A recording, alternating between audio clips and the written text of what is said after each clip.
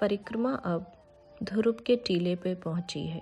कहते हैं भक्ति तुम्हें बारीक होने तक पीसती है, मृदु होने तक गूंथती है और तब तक तुम्हें अपनी पवित्र अग्नि पे आसन्न करती है जब तक कि तुम ईश्वर के पवित्र भोज की पवित्र रोटी ना बन जाओ।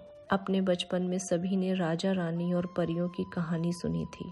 मैं सौभाग्यशाली हूँ कि मेरी माँ ने हमेशा भक्तों की, साधुओं की, साधु संतों की कहानियां सुनाई और इसी बीच उन्होंने राजा ध्रुव की कहानी सुनाई। ध्रुव की हठ भक्ति के आगे मैं सदैव नतमस्तक रही हूँ। जब ये कहानी मैंने पहली बार सुनी तब से ये बात हृदय में ऐसी रम गई थी कि जब भी मुझे किसी ने कलंकित किया, उपेक्षित किया, मेरा मान घटाया, तब आकाश की तरफ मैंने उस तारे को देखा और ध्रुव की माँ की वो पंक्तियाँ दोहराईं कि हे नारायण, अब अपनी ही गोद देना ताकि फिर कोई वहाँ से उतार ना सके। भगवान के भक्तों की सभी कथाओं में सर्वप्रिय मुझे ध्रुव की भक्ति की कथा है और इसने मुझे बहुत इच्छा शक्ति दी है, मेरा सर्वाधिक बल बढ़ाया है। अपने पिता के गोद से उतर जाने पर ध्रुव जब रोते हुए अपनी माँ के पास गए तब उन्होंने कहा, भगवान तुम्हें पिता के सिंहासन से भी श्रेष्ठ पद देने में समर्थ हैं, बस तुम्हें उनके चरणों में बैठना होगा।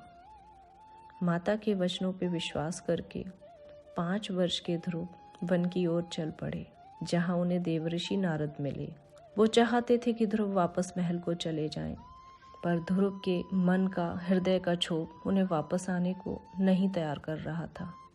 अंत में ध्रुव को दीक्षा देकर यमुना तट पर ही स्थित मधुवन में तप देने का निर्देश दिया। ध्रुव देवऋषि को प्रणाम करके मधुवन पहुंचे।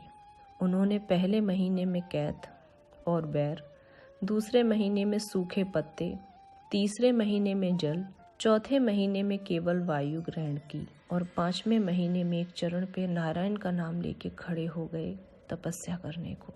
भगवान वासुदेव में ध्रुव का चित्र एकाग्र हो चुका था। भगवान ने प्रसन्न होकर उन्हें अविचल वरदान दिया।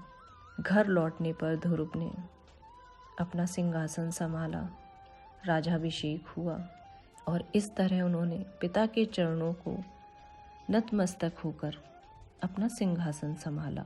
ध्रुव नरेश हुए। संसार में प्रारब्ध शेष हो जाने पर ध्रुव के लिए स्वर्ग से विमान आया। ध्रुव मृत्यु के मस्तक पर पैर रखकर विमान में आरूढ़ होकर स्वर्ग पधारे और उन्हें अविचल धाम प्राप्त हुआ। उत्तर दिशा में स्थित ध्रुव तारा आज भी उनकी अपूर्व तपस्या का साक्षी है। भक्त जिस जगह बैठ जाए वो स्थान सदैव के लिए ऊर्जावान हो जाता है। ऐसी बात को नतमस्तक होते हुए, इस बात में आस्था रखते हुए मैं उसी स्थान पर बैठी जहाँ ध्रुव ने नारायण की तपस्या की थी। 84 कोस परिक्रमा के कारण ही आज ध्रुव की तपोभूमि की रज मुझे मस्तक पे लगाने का अवसर प्राप्त हुआ। राधे कृष्ण।